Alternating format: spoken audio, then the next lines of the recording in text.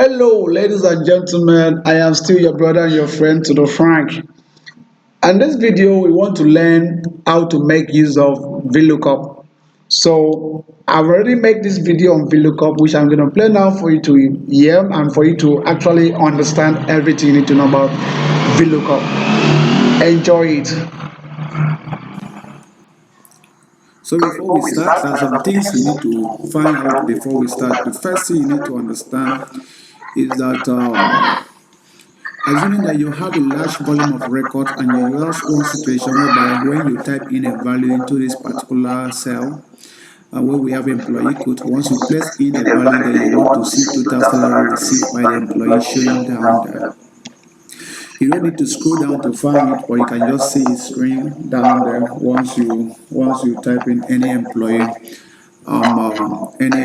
code. So what you need to find out, you have to find out three things before this can be done.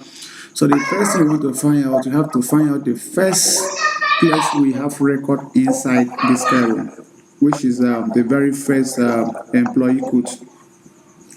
You must know the first employee code we have there, because this video this action is actually to help us. So finding out the first cell we have, that is cell A4, and you go down to the very last cell we have something inside, which is this particular cell, and that cell is what? Cell L27. So you have to note those two cells, cell A27, cell L27, and cell A4. Those are the two places you need to find out. Second thing you need to find out is how many columns are involved in the search. The search will involve from the employee codes down to the total employees. So if you count 1, 2, 3, 4, 5, 6, 7, 8, 9, 10, 11, 12 are the number of columns involved.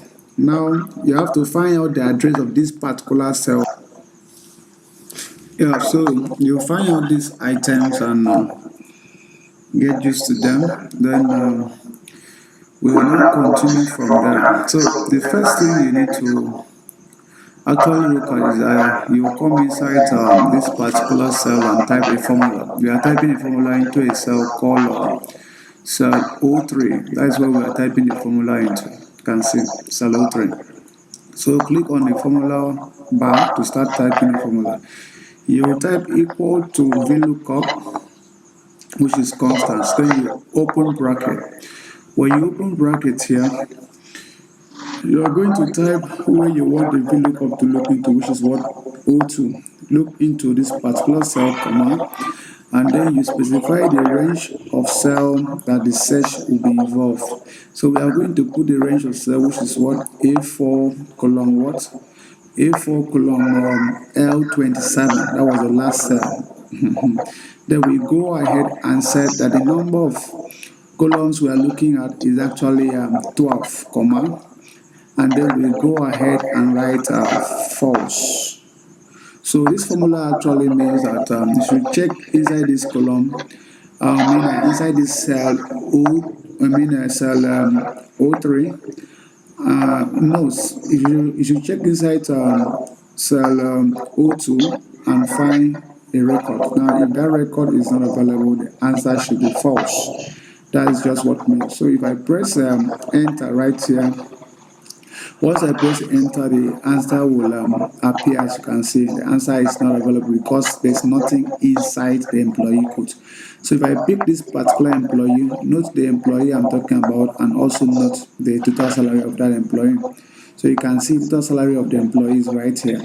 So if I go up there and put that employee code, once I put that employee code and move outside, the total salary for that employee will show.